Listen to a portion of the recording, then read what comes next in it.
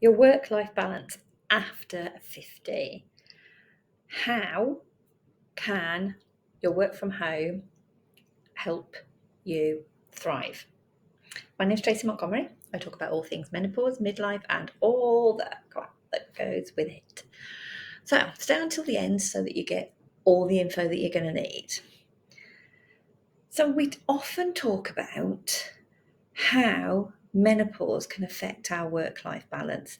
Certain things in life can start to become overwhelming as we transition perimenopause and on into postmenopause. We can find ourselves getting more fatigued a lot easier.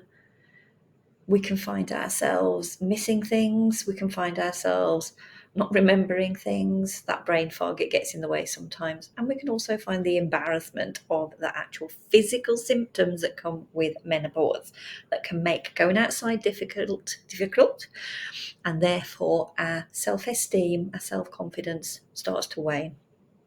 So working from home can be a good option for many of us as we transition through perimenopause into postmenopause. It can become permanent because it can become a good career option. So there are certain things that we need to remember when we, or if we, transition to working from home. We need to make sure that we have some boundaries in place. So these boundaries can be for yourself, or they can be those for those that are in the home with you. Things like, I am going to work for X amount of hours on these days. I'm not going to answer the phone on these days. Those sort of things. The things that would happen if you were actually working. You have to be a little bit regimented about this because you still want to earn some money. Yes, there is flexibility, but this time the flexibility is on your terms. So if you are going to be working from home and there are other people within the house, you need to make sure that they are aware of this and that they follow your boundaries.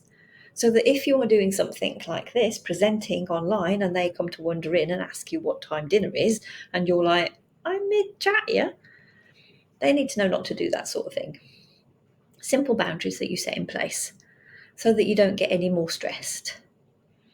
And thinking about the reason why you would want to work from home and looking after yourself. Don't neglect your self-care because you're getting carried away and you're popping in more hours. Remember, back to those boundaries. That's part of your self-care. Make sure you're not overdoing it or even underdoing it. Make sure you're not sat on the sofa eating a box of chocolates and watching Good Morning Britain.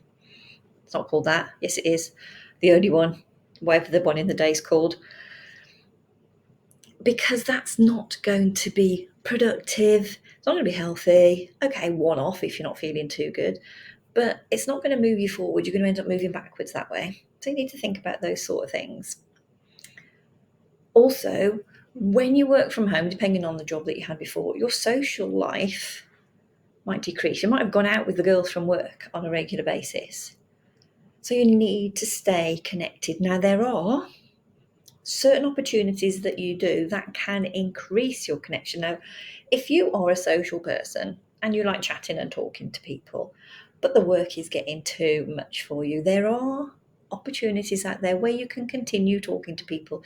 You can continue increasing your network, be it your social network, be it your work network, bearing in mind that some of your work network colleagues can become some of your best friends. So there are different opportunities out there for you to stay engaged with people, to meet new people. It depends on the type of work that you want to take on board during your work from home setup. That's the difficult part, is the setup stage.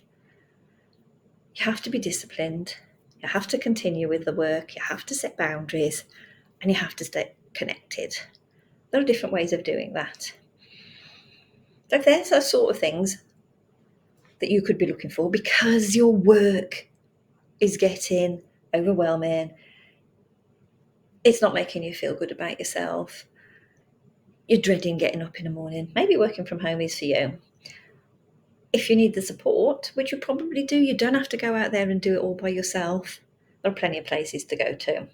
If you'd like to be signposted to certain opportunities that can help you, that can support you, that can show you the direction to go in, then drop a me below and I'll get back to you. Make sure you subscribe to the channel and I will talk to you soon. Bye for now.